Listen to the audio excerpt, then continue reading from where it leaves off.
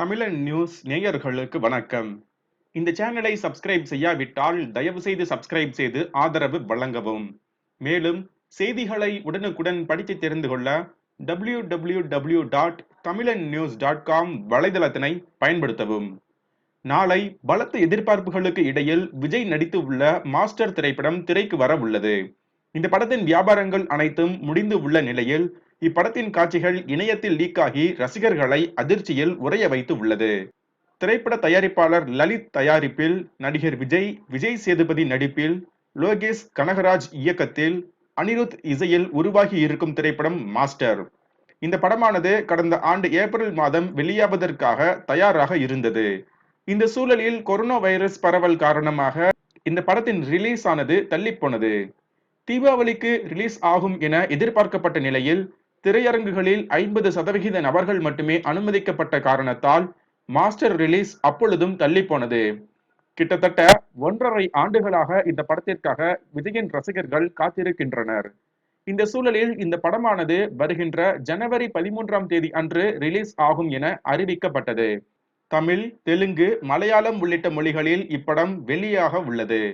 இதனை கொண்டாடும் விதமாக பலரும் பேனர்கள், கட் அவுட்டுகள் உள்ளிட்டவைகளை செய்து வைத்து இருக்கின்றனர். இந்த சூழலில் யாரும் எதிர்பாராத விதமாக இந்த படத்தின் 4 காட்சிகள் இணையத்தில் லீக் ஆகி உள்ளன. இச்சம்பவம் ஒட்டுமொத்த தமிழ் சினிமா துறையினரையும் அதிர்ச்சியில் ஆழ்த்தி உள்ளது. இந்த படத்தின் விஜயின் ஓபனிங் சீன் உள்ளிட்ட பலவும் இணையத்தில் லீக் ஆகி இருக்கின்றன. இந்த சூழலில் சில காட்சிகள் கசிந்தது குறித்து இணையத்தில் பலவித தகவல்கள் உலா வருகின்றன.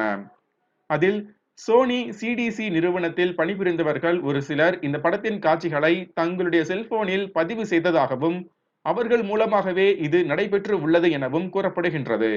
இந்த சூழலில் ஒரு திரையரங்கில் இந்த காட்சிகள் செல்போனில் ரெக்கார்ட் செய்யப்பட்டு உள்ளன என்ற தகவல்களும் வெளியாகி வருகின்றன. இதில் எது உண்மை என்பது பற்றி யாருக்கும் தெரியவில்லை. இருப்பினும் செல்போனில் படம் பிடித்த நபர் தற்பொழுது தலைமறைவாகி விட்டதாகவும் அவரை போலீசார் தற்பொழுது தேடி வருவதாகவும் தகவல்கள் தெரிவிக்கின்றன.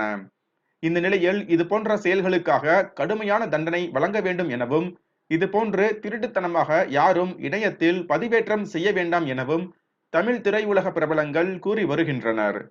இந்த படத்தினை நாங்கள் திரையில்தான் பார்ப்போம் என விஜயின் ரசிகர்கள் தற்பொழுது தங்களுடைய சமூக வலைதள பக்கத்தில் தெரிவித்து வருகின்றனர். இது குறித்த தங்கள் கருத்துக்களை கமெண்ட் பாக்ஸில் பதிவு செய்யவும். மேலும் இது போன்ற செய்திகளுக்கு தமிழன் நியூஸ் சேனலை சப்ஸ்கிரைப் செய்யவும். மறக்காமல் பெல் சிம்பலை பிரஸ் செய்யவும். நன்றி.